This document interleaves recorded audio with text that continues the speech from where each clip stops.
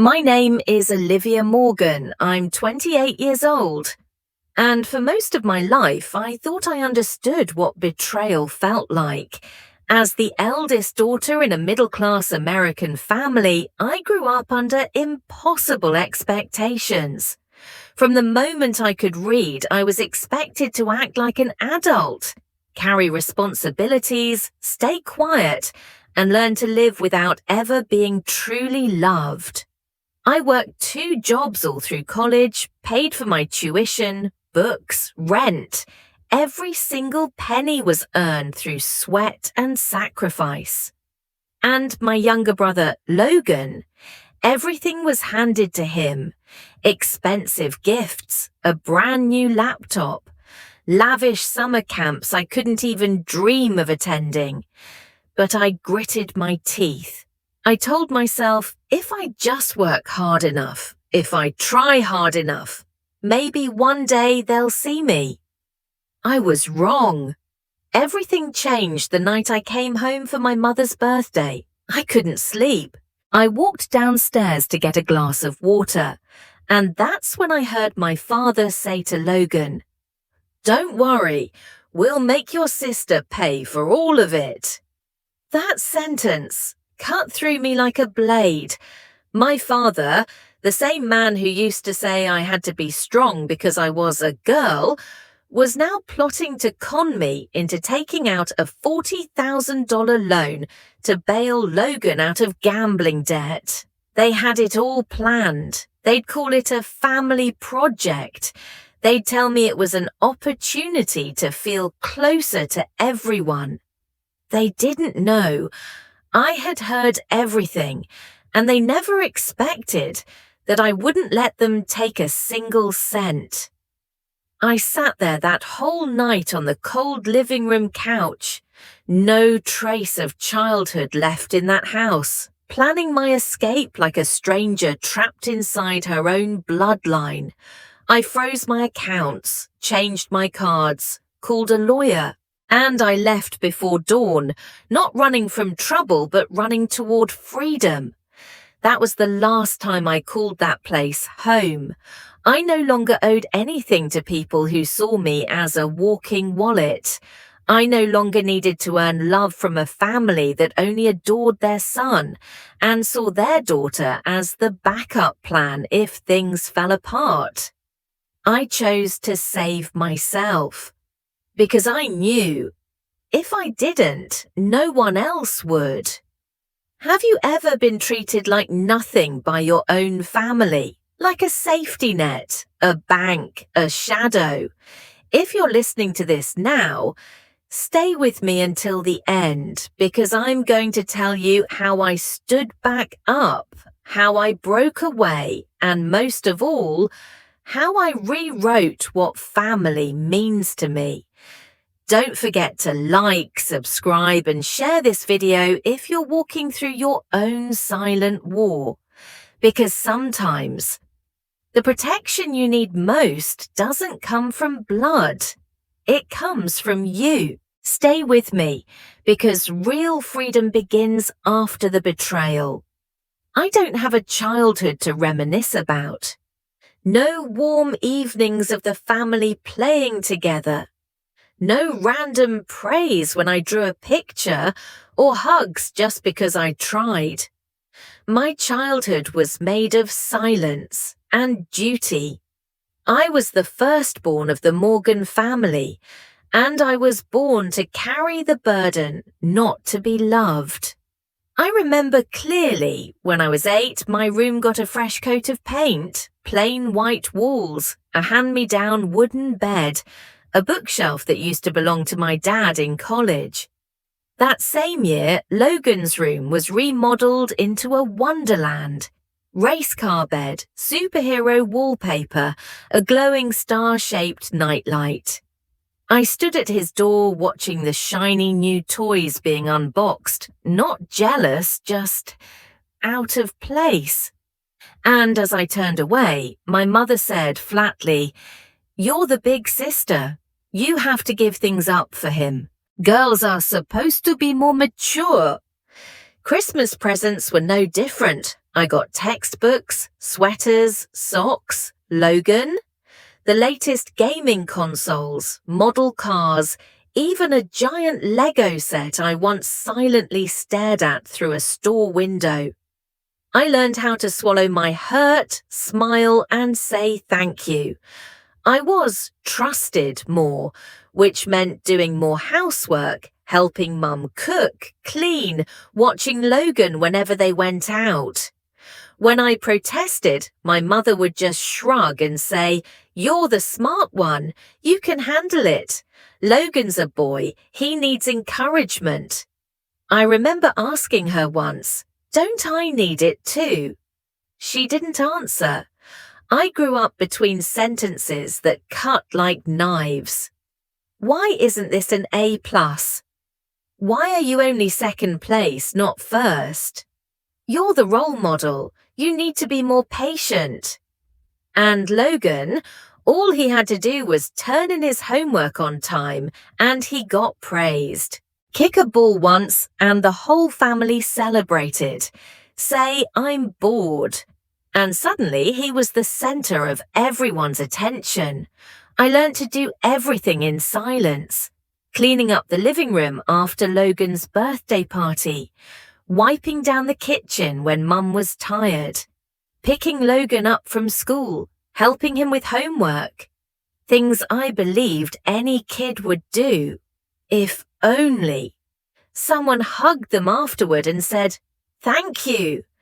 But there were no hugs, just a cold, "Good job, as long as you're doing better than your brother."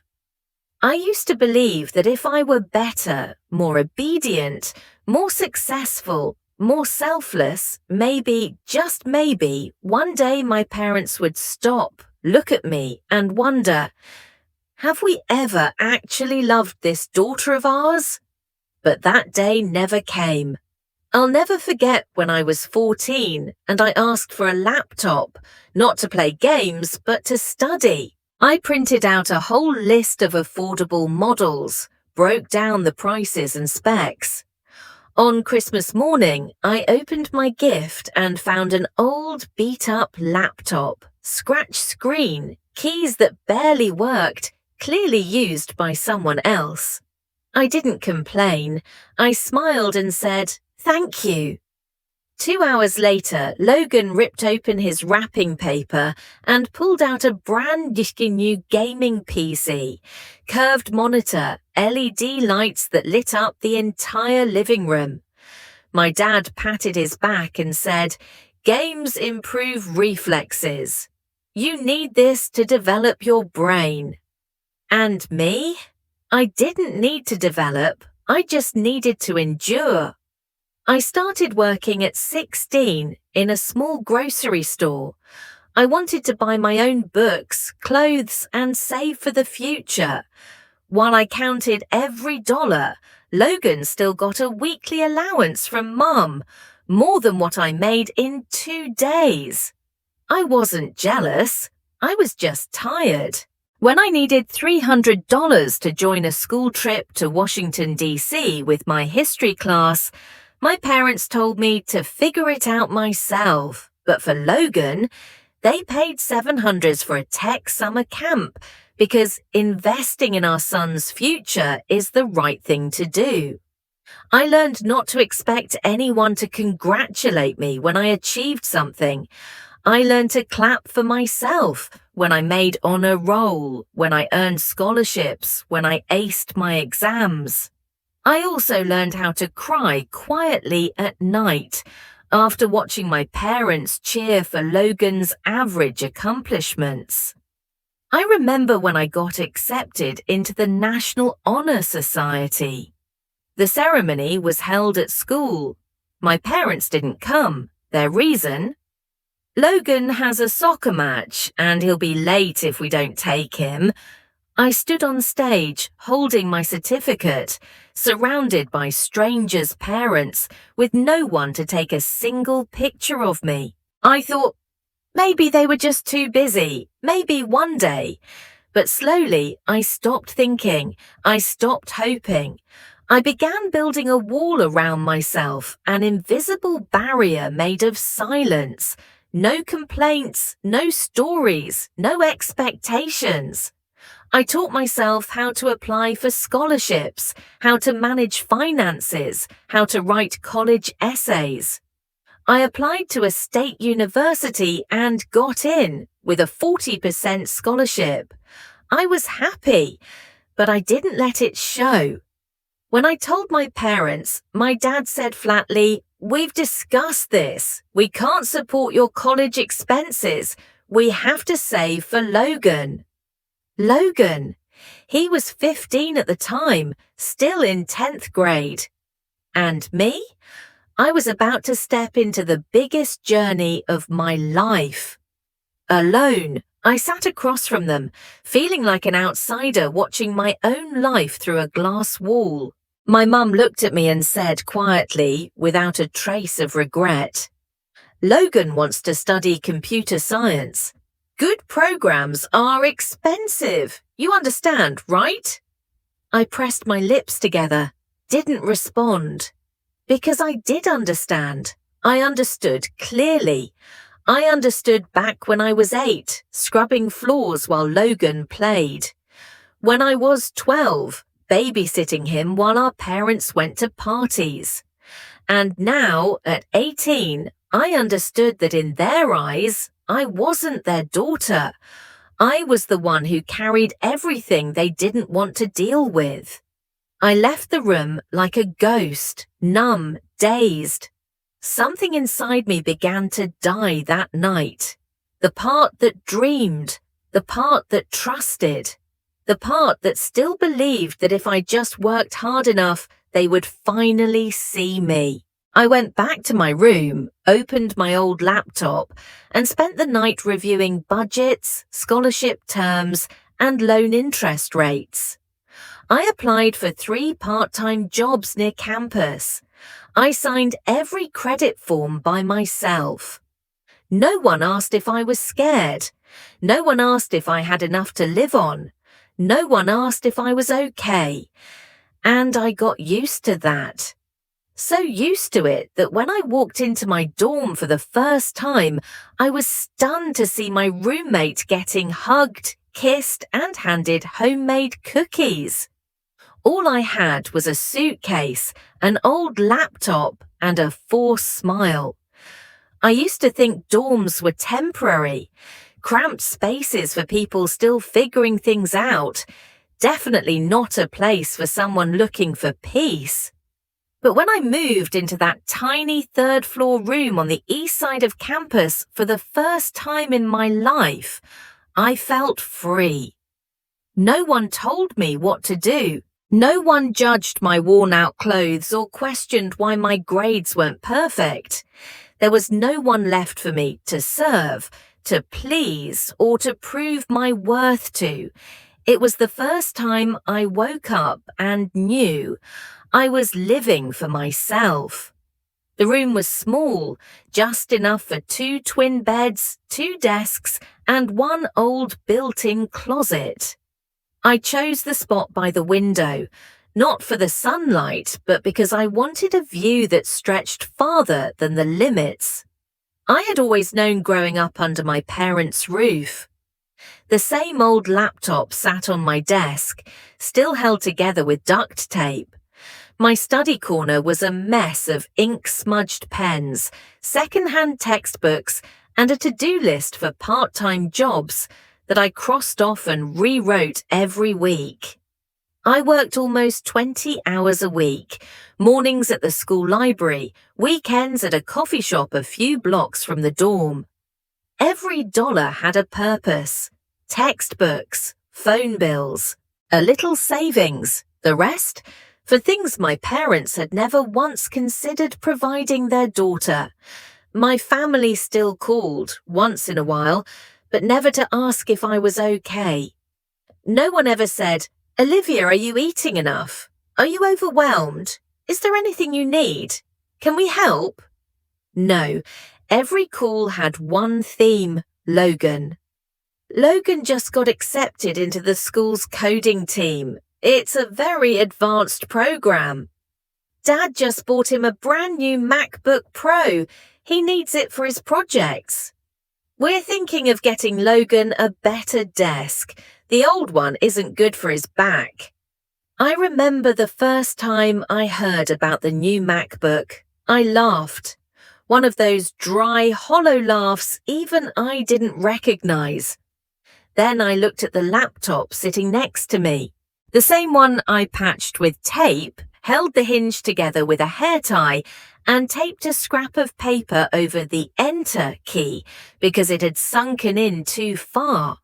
It wasn't just a laptop anymore, it was proof, a physical artifact of double standards. I remember that night clearly, even though nothing special happened. I was eating instant noodles, third time that week, noodles and a boiled egg. I only allowed myself 1 carton of eggs per week. Every time I peeled one, I had to think, do I really need the extra protein today? And back home, Logan had everything. Everything. I wasn't jealous. I didn't even have the energy to be jealous anymore. I just felt light because I finally understood. I wasn't unlucky. I just wasn't chosen to be loved. There was one time I got really sick, heavy cough, persistent fever. Still, I went to work. Coffee doesn't wait. Still, I went to class. Deadlines don't care if you're sick. I didn't tell anyone at home because even if I did, no one would show up. Instead, I texted my roommate, Brianna, and asked if she could grab me some cough medicine. She didn't ask questions. She just brought it home and placed it gently on my desk with a box of ginger tea. That was it. And I almost cried. Not because it was overly emotional, but because it was so unfamiliar. I remember sophomore year when Logan started 12th grade. My mum called, her voice bubbling with excitement. Olivia, Logan is applying to MIT's summer tech program. We're all hoping he gets in, even though it's pretty expensive. But if he's accepted, we'll support him fully. After all, investing in our son is the right thing to do. That sentence was the final cut. The last thread I had clung to, trying to keep the word family stitched to my identity. I kept asking myself, what did I do wrong? What did I do to be left out of the word investment? I applied too. I needed tuition too. I said, Mum, if there's any way, only to be cut off by her cold stare and the words, you're grown now, handle it yourself, be strong like other girls. They told me to be strong as an excuse to give me nothing. They told me to be independent as a permission slip to forget I existed. I stopped calling home. I still sent Christmas gifts, still texted on birthdays, but I stopped sharing my grades. I didn't tell them about the extra shifts I took or about the new scholarship I won after 4 months of applications and 3 rounds of interviews. I kept it all to myself, like scars. One time, a professor praised me in front of the class. My presentation earned the highest score. My classmates clapped, my professor nodded. I smiled. That night I walked alone to a quiet park bench, rotting wood, cold wind, and cried. No one knew, no one asked. I learned to become the audience to my own life. At the end of my junior year, I was nominated for a full scholarship for my final year. I won. And for the first time, it was a victory I didn't have to share. Strangely, it was also the first victory that made me feel truly free. I walked by myself that evening, light drizzle, cold, but all I felt was peace. There was nothing left to prove, nothing left to wait for, from people who never really saw me. I looked around my tiny room, the old desk, the duct-taped laptop, the shoes I'd worn since freshman year, and I realized I didn't need anyone to be someone of value. I had done it, alone. I had made it through years that should have had parents beside me. I had walked through darkness that should have been lit by a guiding hand. And I didn't hate them. I just stopped waiting for them. I graduated with a degree in finance, summa cum laude, top of my class. As I stepped down from the podium, I looked across the crowd. Friends hugged their parents, tight embraces that made every struggle feel worthwhile. And me? My parents were there, but their eyes were elsewhere. My dad was texting. My mum was whispering to Logan, who sat slouched in the seat next to her, to make sure he clapped when they called my name. I didn't cry. I didn't get angry. I just let out a long, quiet breath. And in that moment, I made myself a promise. If they couldn't see my worth, I would make the world see it. Not so they'd regret it, but so I'd never have to wait for anyone's approval again. My first job was at a major financial firm in New York. Investment analyst, above average starting salary. I wasn't a genius, but I lived like someone who wasn't allowed to fail, and that mindset took me further than anyone expected. I moved to New York with an old suitcase, a handful of thrifted office outfits, and over $30,000 in student debt. I rented a small studio apartment in Brooklyn. It wasn't fancy, it wasn't spacious, but it was mine.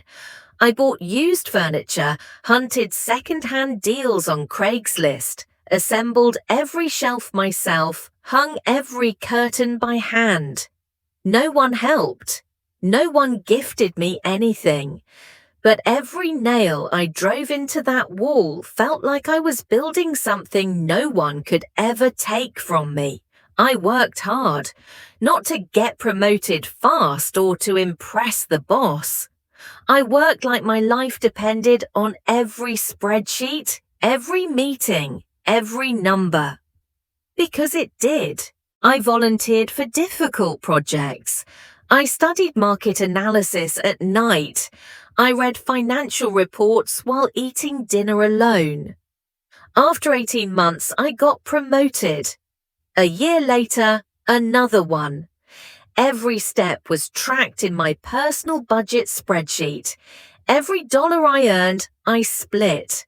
40% savings, 30% investments, 20% debt repayment, 10% living expenses. I lived like someone running from a memory, the memory of no one helping, no one standing behind me.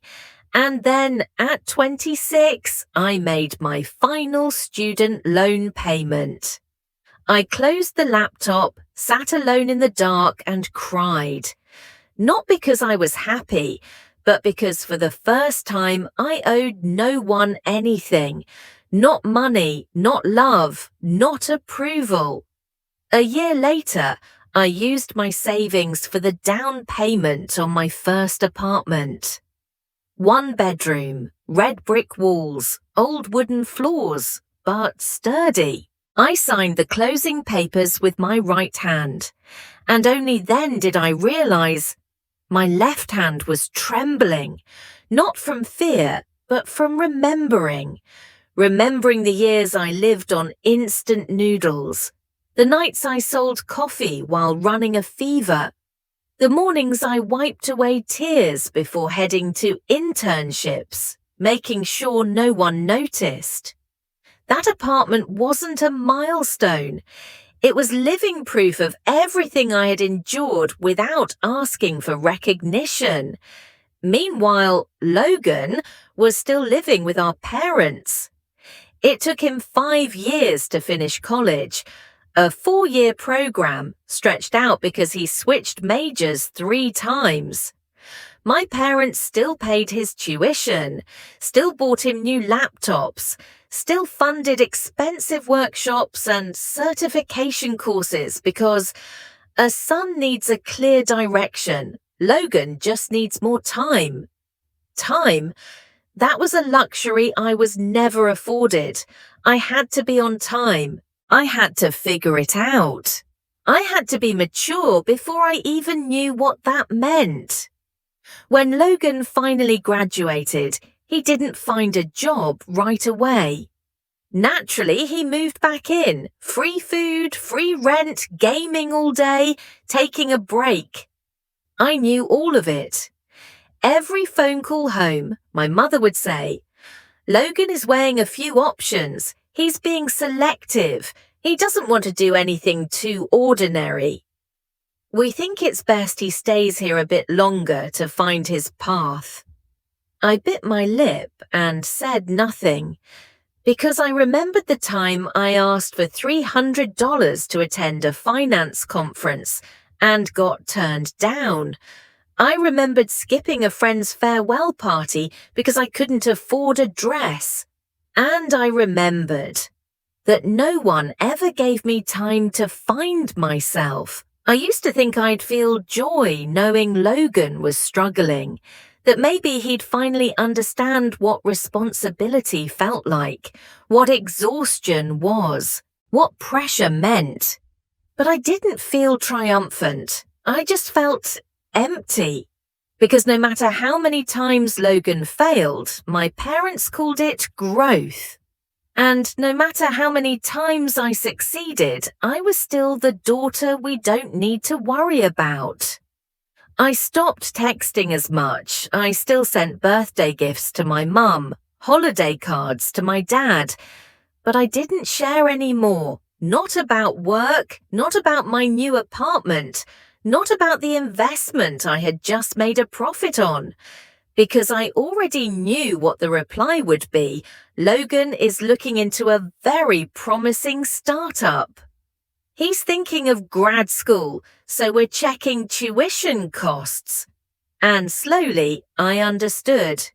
In that family, I was the backup wallet, the mirror on the wall, the person no one asked, "Are you tired? Are you lonely?" They saw me as fine.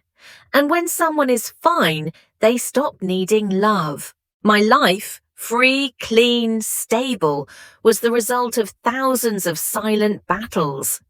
And by then, I thought, I've made it. I've gone far enough that nothing can hurt me anymore. Until one day, I came home on a quiet April evening, light rain tapping on the roof, cool but not cold. My mother opened the door, her face lighting up with what looked more like polite hospitality than maternal warmth. "Olivia, you're home." She took the gift I had carefully wrapped, a designer bag she had casually hinted at during a recent call. My dad looked up from the TV where a dull football game was playing. He nodded and mumbled something like, And Logan? He strolled out of the kitchen with a beer in hand, still wearing designer clothes and that same expensive watch, still unemployed, still coasting. He raised an eyebrow like I was some uninvited guest. "The corporate drone returns. How's New York, sis?"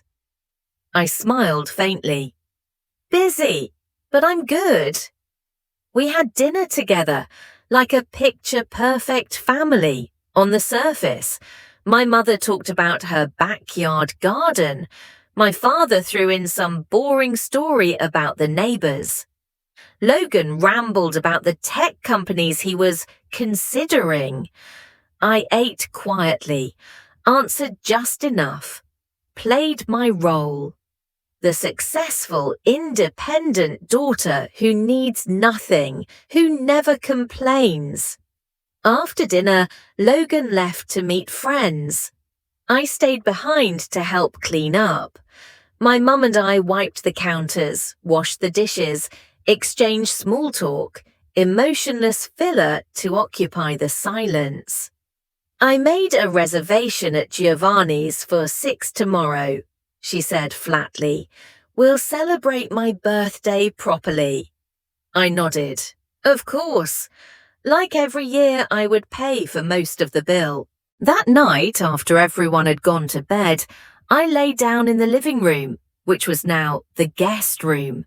Every trace of my childhood had been erased. No stickers, no old books, no faded pencil marks on the wall. It felt cold, unfamiliar, like a cheap hotel. I tossed and turned, couldn't sleep. Around midnight, I slipped quietly downstairs to grab a glass of water, and then I heard them.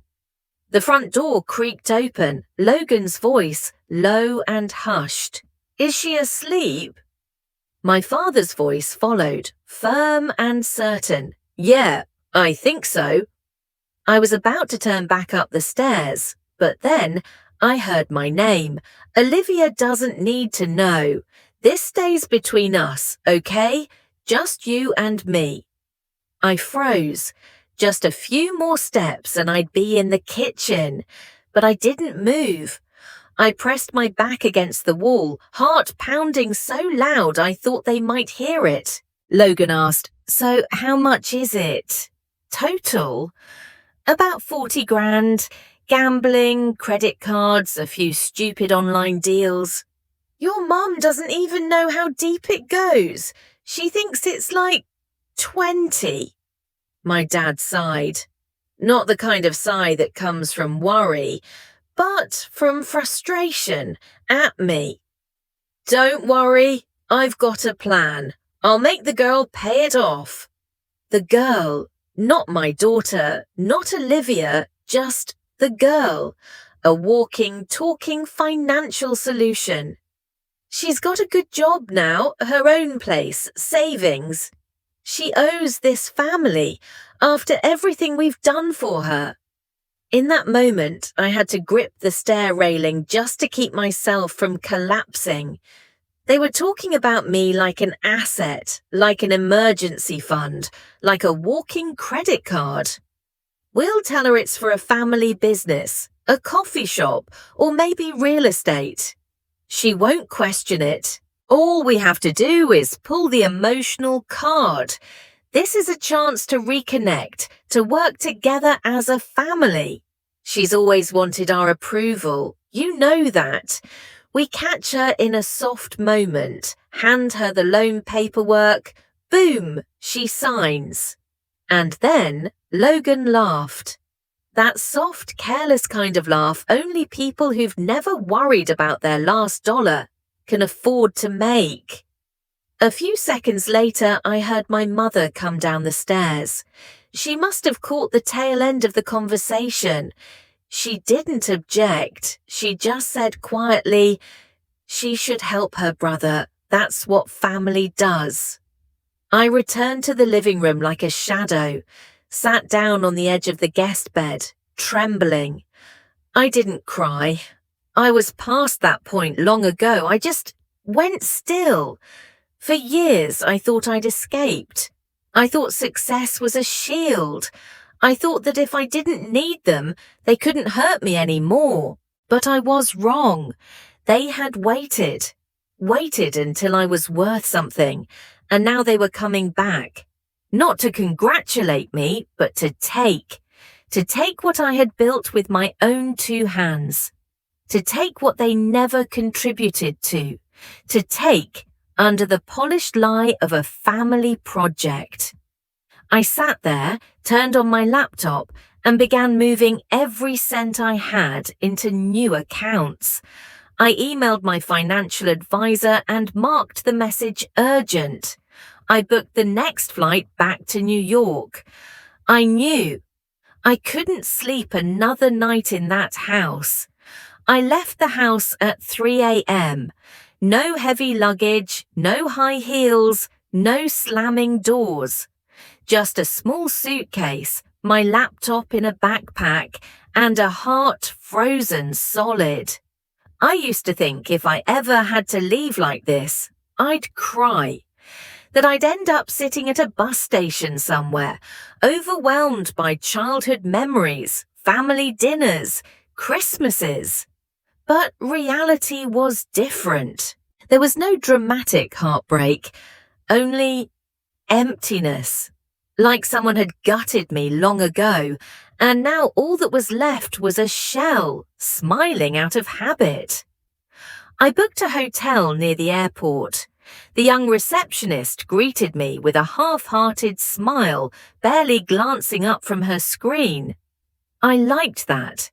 Here I wasn't brilliant Olivia, or the self-sufficient eldest daughter, or the backup ATM my father was plotting to exploit.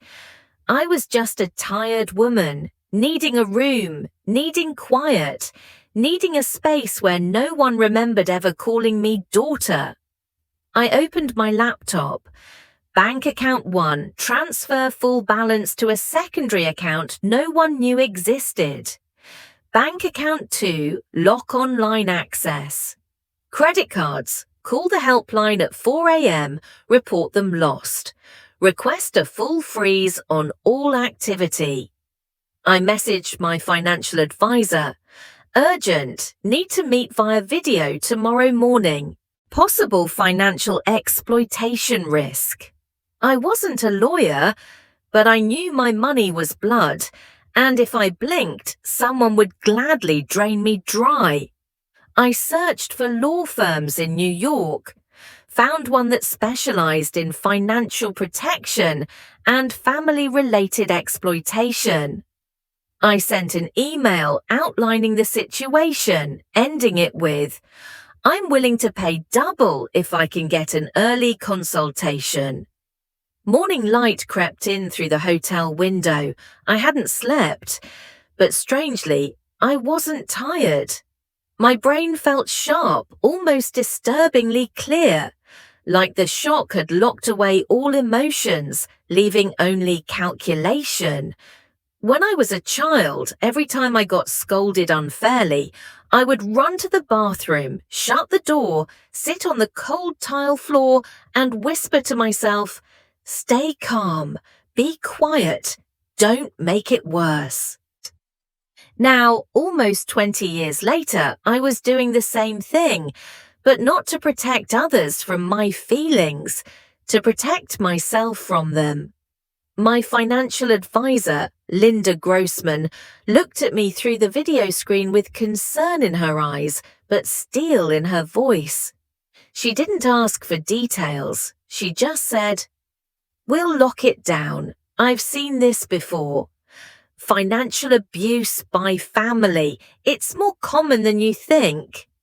We added security layers, two-factor authentication, moved investment accounts to a new bank, removed my parents from emergency contact lists.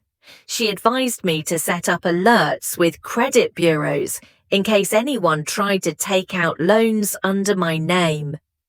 That afternoon, I had a video call with a lawyer, Celia Rhodes, who specialized in domestic financial abuse cases.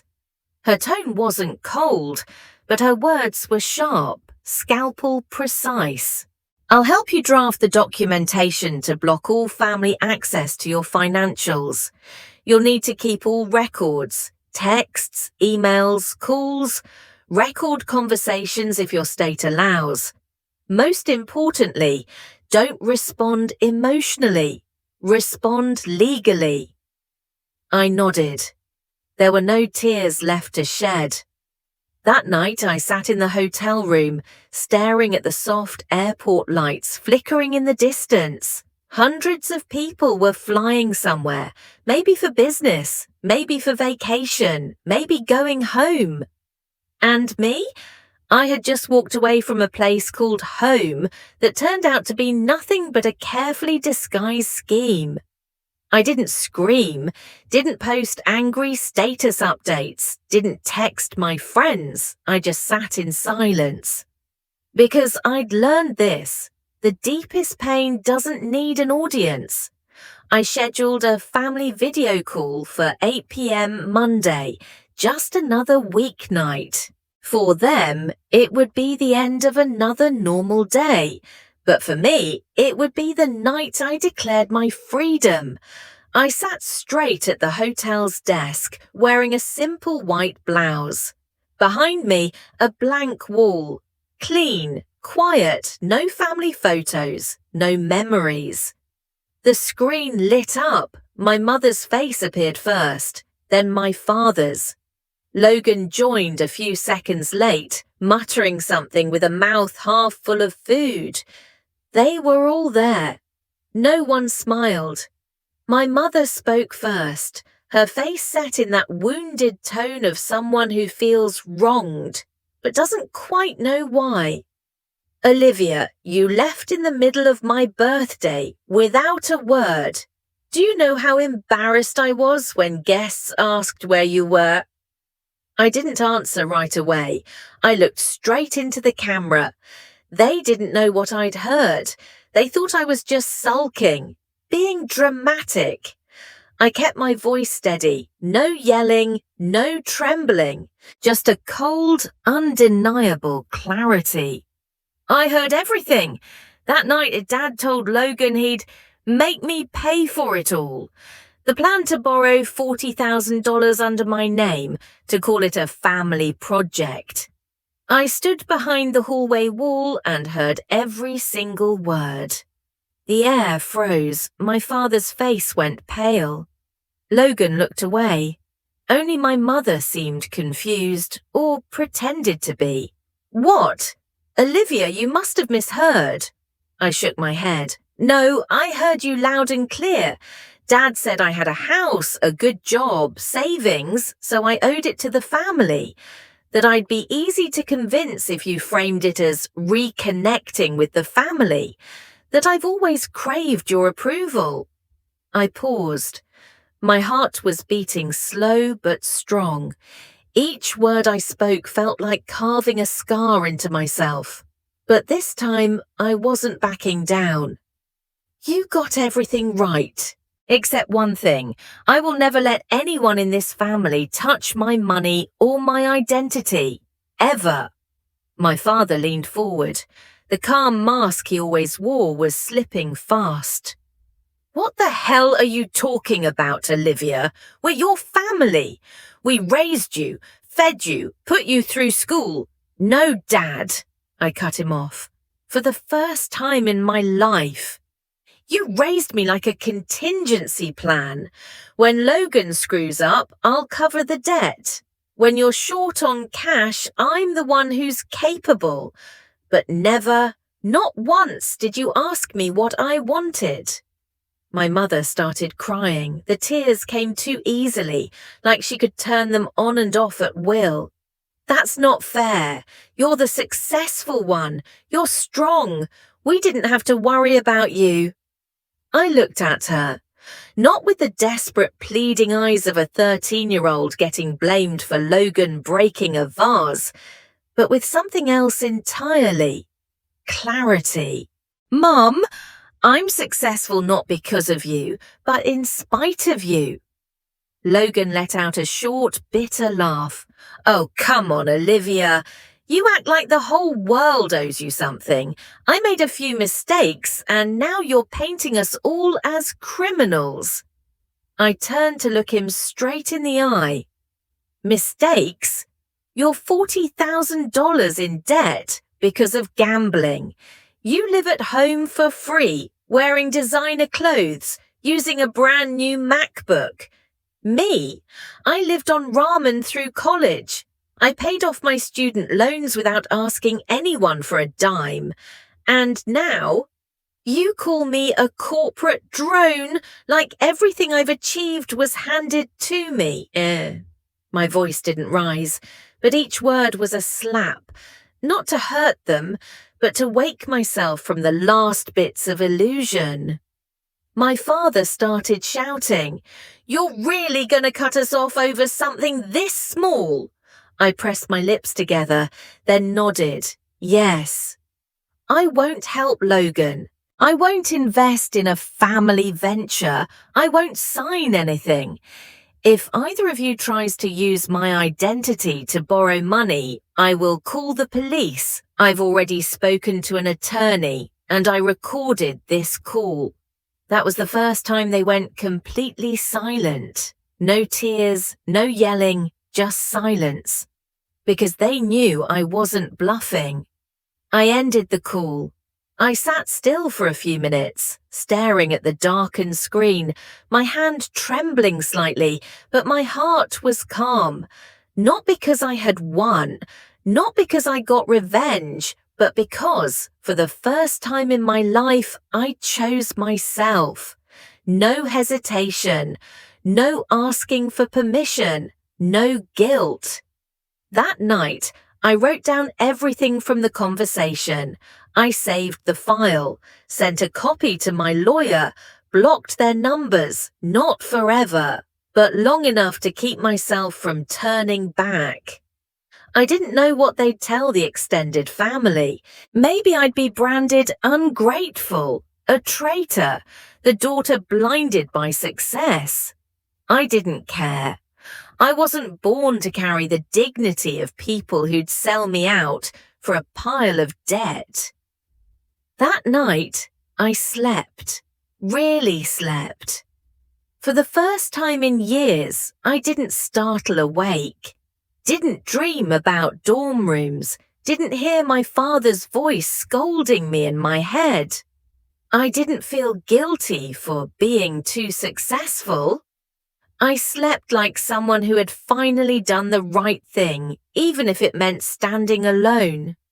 And when I woke the next morning, I knew I wasn't a victim anymore.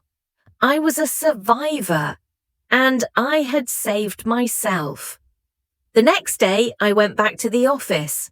My colleagues greeted me as usual. I smiled, greeted them back as if nothing had changed. No one knew I had just severed blood ties. No one knew I had escaped a trap disguised as a family venture.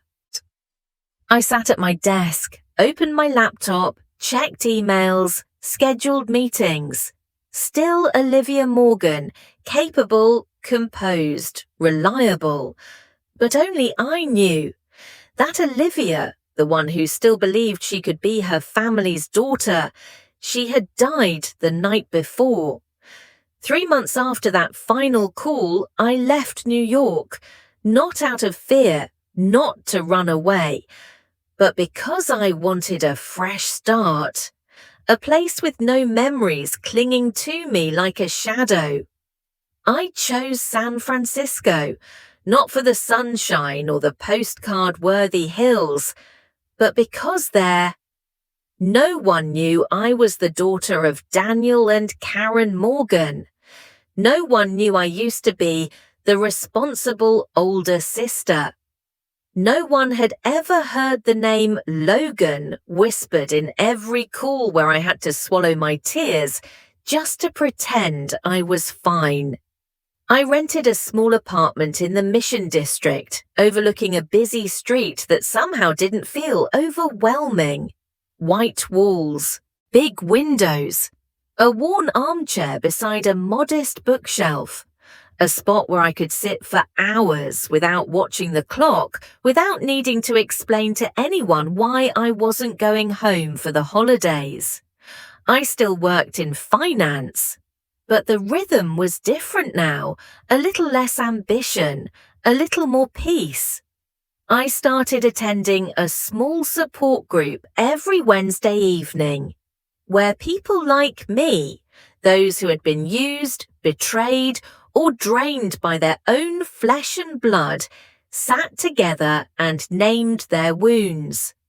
The first person I met was Madison, a woman in her 40s whose mother had forced her to take out loans in her name to preserve the family's reputation. Then there was Sean, a software engineer whose father used his identity to mortgage his condo. They all sat there, with the same forced smiles and broken glances I saw in the mirror for years. And yet, in that tiny room, I didn't feel ashamed. For the first time, I told my whole story. No sugarcoating, no downplaying, no apologizing for being too sensitive. I spoke in a steady voice, like reading a financial report, but every word was heavy as stone. And when I finished, no one judged. No one asked, "Why didn't you just forgive them? Why not give them another chance?" No one in that room believed that real love should always come with unconditional sacrifice. I began to write again, not just my story, but everything I'd learned. How to recognize financial abuse, how to set boundaries without guilt, how to tell the difference between love and control. I started volunteering at a community centre for high school girls in Oakland. 1 session a week, teaching basic money management skills, budgeting, financial independence, the kind of things I had learned the hardest possible way. The girls sat around me, wide-eyed, watching me like I was someone who mattered. And I realized it was the first time I taught others without anyone saying, "Don't act like you're better than everyone else. Your brother's the one who needs support." I wasn't teaching to prove anything. I was teaching because I knew if someone had shown me this path earlier, maybe I wouldn't have paid such a heavy price just to protect myself. I reconnected with Brianna, my old college roommate. She's an art teacher now, living near Sausalito.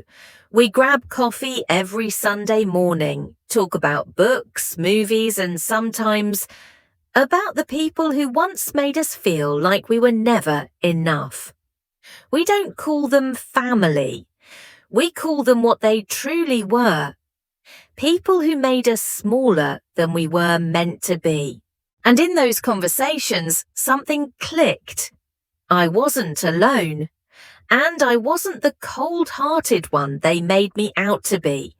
I was just the one who finally said, "That's enough." That summer, I stood on the rooftop of the community centre, watching kids laugh, painting with watercolours, their voices echoing in the wind. A little girl named Tanya tugged on my sleeve. "Miss Olivia, look, I drew a house." I knelt down beside her, looked at the messy drawing, a bright blue house with windows, flowers, birds flying above. I asked, "Is this your house?" She nodded eagerly. "Not really. My real house doesn't look like that, but I want it to. I drew the windows so light can come in." I smiled. And suddenly, tears came. I didn't cry because I was hurting. I cried because once I too dreamed of a house like that.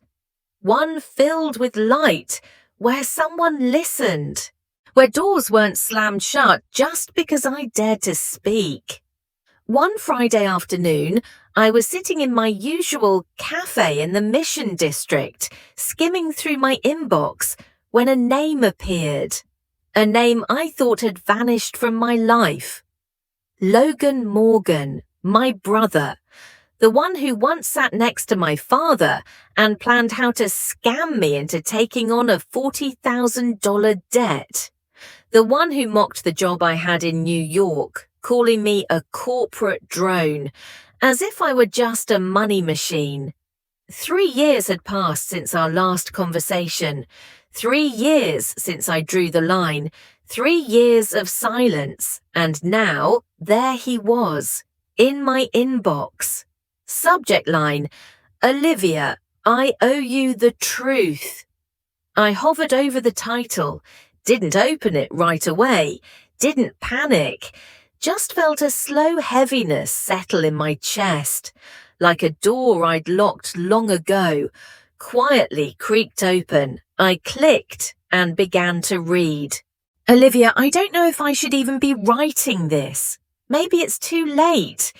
Maybe you don't want to hear anything from me anymore, but if I don't say it, I don't think I'll ever sleep again. I've gone bankrupt.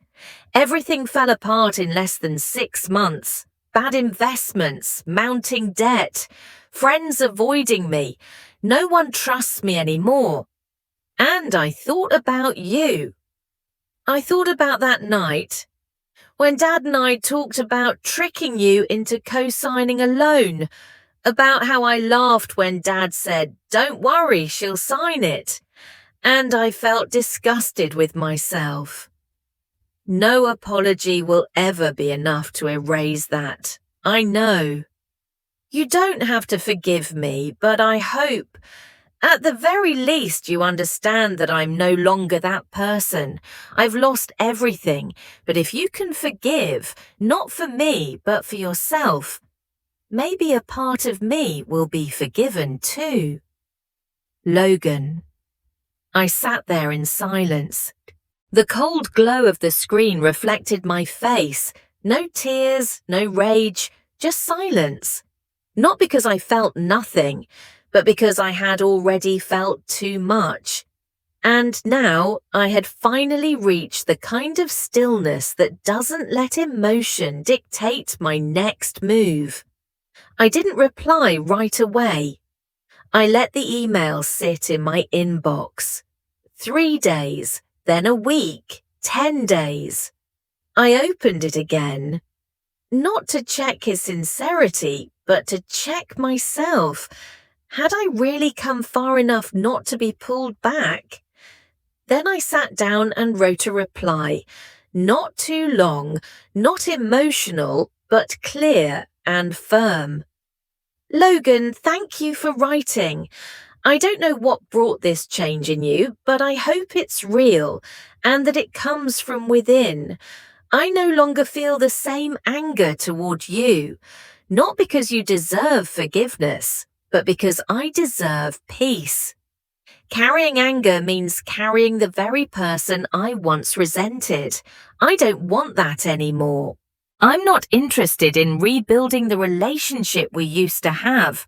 No need for regular calls, no need for deep conversations, but I'm open to maintaining minimal contact, through email only, no borrowing, no favors, no dragging each other back to the places that broke us.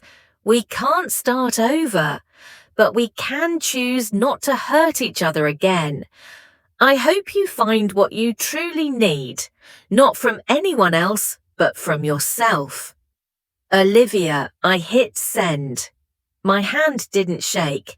I didn't wait for a reply.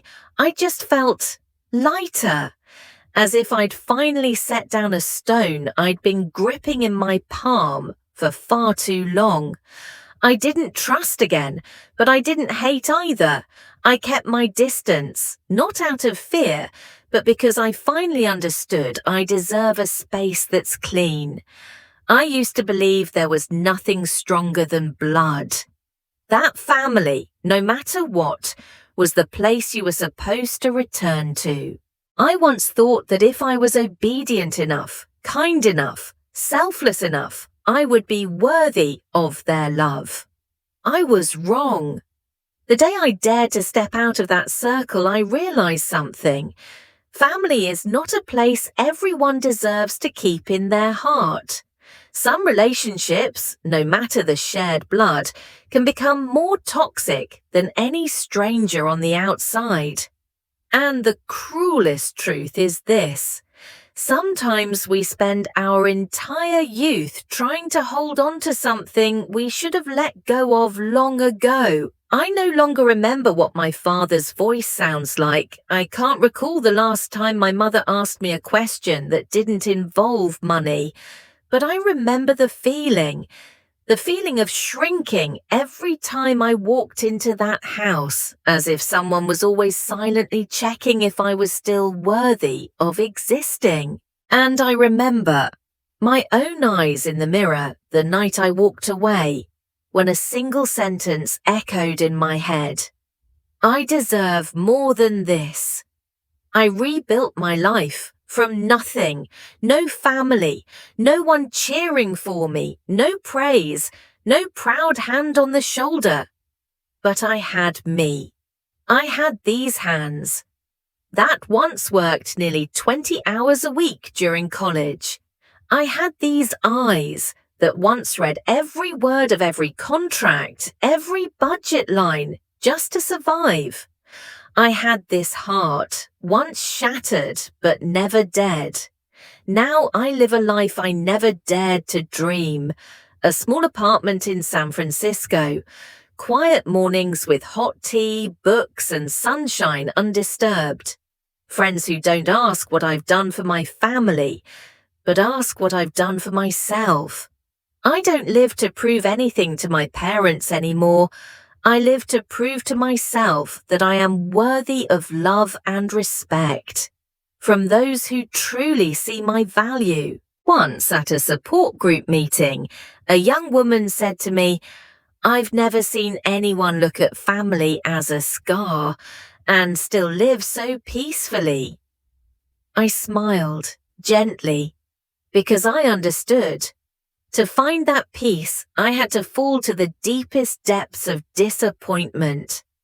I had begged my father to stop treating me like a living ATM, hoped my mother would, just once, stand up for me when Logan was wrong, believed that if I worked harder, succeeded more, behaved better, then maybe everything would change. But no, they couldn't love a daughter they never truly saw. And I no longer felt obligated to make them see. I don't blame them, I just no longer choose them. Choosing is a deliberate act. And after everything I've been through, I choose peace. Peace doesn't come from forgiveness or from reconciliation. It comes from knowing who you are, what you want, and being certain that you no longer have to be the good child in anyone's eyes. I used to fear being alone, afraid of having no family to return to. But then I realized there are nights I eat alone and still feel warm inside. There are holidays I don't go home and still feel light in my chest. There are moments I open old photos, then gently close them again, not to cry anymore, but to smile and say, I've come this far. Logan still emails sometimes. Carefully worded messages, like someone walking across thin ice. I read them. Sometimes I reply, but I no longer allow my heart to expect anything from him. I've forgiven, not to be embraced again, but to let go. And my parents vanished from all contact. No calls, no messages, no apologies. They disappeared the same way they once showed up in my life, silently, controlling, and always convinced they were right. But now, I no longer need their presence to define who I am. I am Olivia Morgan. I am the woman who knows she was once betrayed, once used, once pushed to the sidelines in her own family. But I won't let that define the rest of my life. I have lived through years without recognition. And today I don't need anyone's validation except my own. I have built a life worth living, not with resentment, not with revenge, but with small, deliberate choices each day.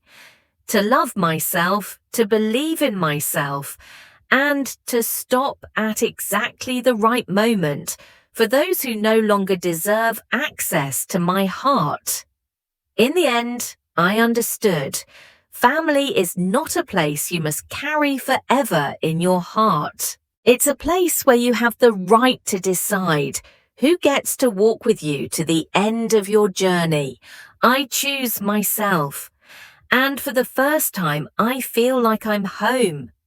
And if you've ever gone through something like I have, if you've been hurt by the very people who were supposed to love you the most, Remember this: you have the right to choose again. You can build a new life without anyone's permission. If this story touched you, please leave a comment below and share your thoughts or your own story. Don't forget to subscribe and turn on notifications so you won't miss more powerful journeys like this one. We'll meet again.